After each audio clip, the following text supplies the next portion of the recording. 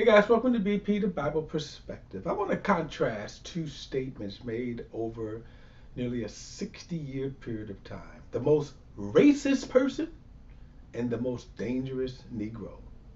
Megyn Kelly said this about Tiffany Cross, that she's the most racist person on television of all time. And 60 years ago, the FBI made a similar statement about Martin Luther King, that he was the most dangerous Negro in America. I want to talk about how racists have always weaponized this kind of language. Now, before we get into it, please like and share this video and subscribe to BP, the Bible Perspective. And as always, if you have a thought or comment, add it to the comment box. Remember, all comments are welcome, and don't forget to hit that subscribe button. Now, recently, Tiffany Cross was fired from MSNBC, and not so. It was over some other comments, but Megyn Kelly was too happy over this. I mean, she was overjoyed, devoted screen time to mock, laugh, and rejoice. Now that's funny because since she had experienced the same thing a few years ago, but we'll get to that later. And as it turns out, there seems to have been this rift between these two, this back and forth, that Megyn Kelly seemed to have gotten triggered by certain comments that Tiffany has made. And I'm going to get to Megyn Kelly's past in a moment. But it seemed that some of the comments that triggered Megyn was from one of the recent quarterbacks that got sacked, and he was laying on the ground with his hands up, almost paralyzed from a concussion. And I guess Tiffany made some comments to the effect that NFL owners were at the expense of black players' health, putting them out there, suggesting it might have been racist. Well, this triggered Megyn Kelly to the point that she called her a dumb A. But then she said she's the most dangerous, the most racist person in all of television. Now, when you see that kind of statement, the most racist person, the most dangerous person, to me, this is a triggering from white racists. In other words, what is triggered in them, that whiteness, that racist. And this is not the first time that Megyn Kelly has been triggered, but it seems that she certainly entered into a back and forth with Tiffany Cross. I want to kind of talk about this because whenever you see these terms, the most racist person. Now, I have been called the most racist person on Facebook. One particular guy who we go back and forth, he says, I'm the most racist person that he's ever met. Now, when people make this statement, what they all have in common is they never talk about actual racists.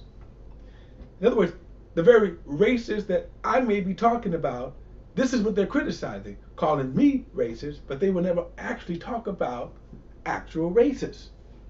And the same with Megyn Kelly. When she calls Tiffany Cross the most racist person in all of television, that's how racists have always weaponized.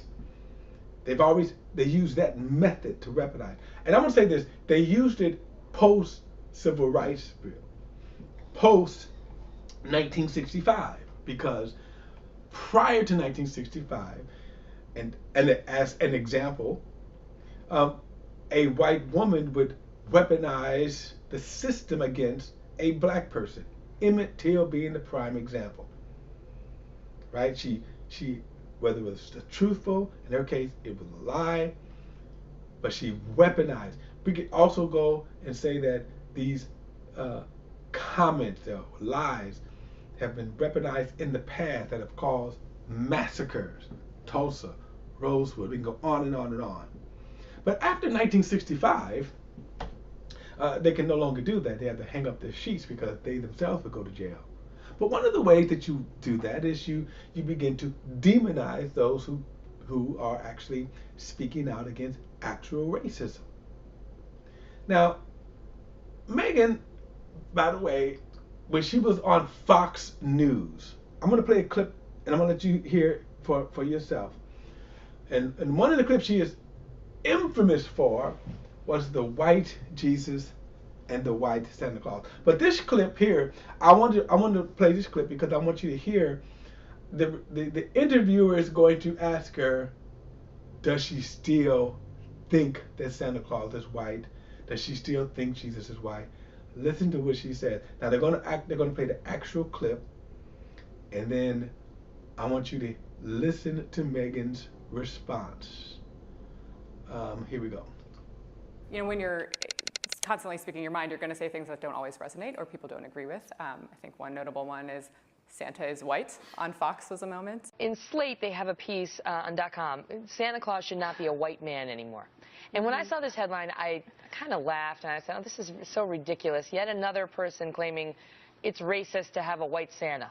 You know, and by the way, for all you kids watching at home, Santa just is white, but this person is just arguing that maybe we should also have a black Santa. But, you know, Santa is what he is, and just so you know, we're just debating this because someone wrote about it, kids. The first week of your show, there were a few statements that rubbed people the wrong way about Jane Fonda and plastic surgery and things like that. Upon further reflection, do you regret anything that you've said out there, and is Santa still white? I regret a lot of what I've said. I mean, you're going to be on the air several hours a week, live television. You're going to say stupid.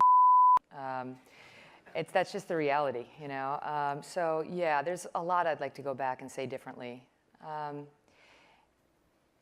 All I can tell you is I think the lens is a truth teller, and people who watch you day after day will see who you are, without the caricature of you that's put out there by websites and so on looming over you. You know,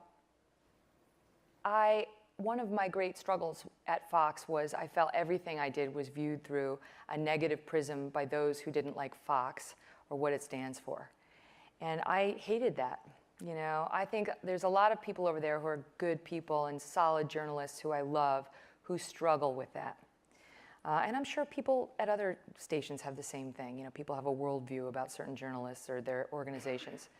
And I really hope that in my new position, people will just see me for who I am and not through that prism, you know? So far, I feel like... Now, if you will notice, one, she doesn't answer the question, right? She had plenty of opportunity.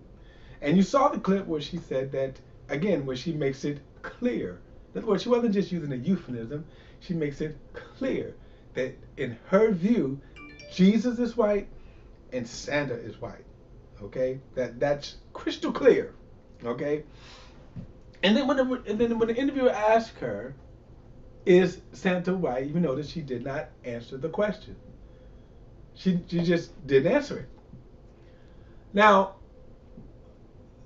Kelly would later on move to NBC. I don't know why this happened.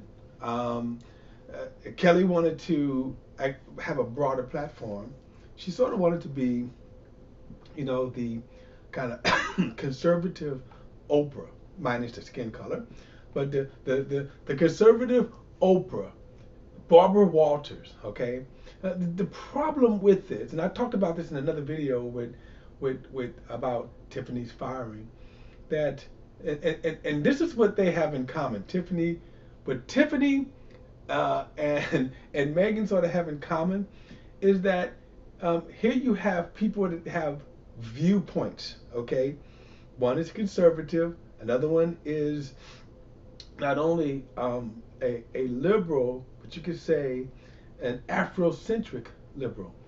And the question is, where do they fit? And by the way, same organization, right? The NBC family. So neither one of the viewpoints really fit in that universe. And so whoever made, to me, the boneheaded decision to bring Megyn Kelly on this platform, that was the beginning of the end. Well, while on this platform, she ended up getting fired. She was promised about 15 to 20 million a year, and she made from the beginning. By the way, and people should understand this from the beginning. I want to kind of go back and forth with him.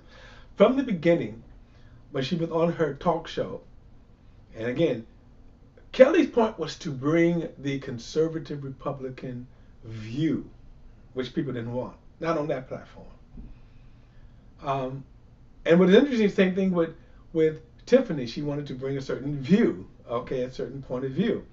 And her employers didn't really want that viewpoint. And like Tiffany, the actual firing was kind of a lead up to it. And the same thing happened with Kelly when she was on her Today show right here, was that almost from the beginning, her bosses realized this was a horrible mistake. When she made the blackface, she made a comment about blackface around Halloween. And basically she said that, well, she didn't see anything wrong with blackface. They always did blackface and yada, yada, yada. Well, that offended people. And I think NBC used that to let her go. Now, don't cry for Tiffany. She walked away, it's reported, about $30 million.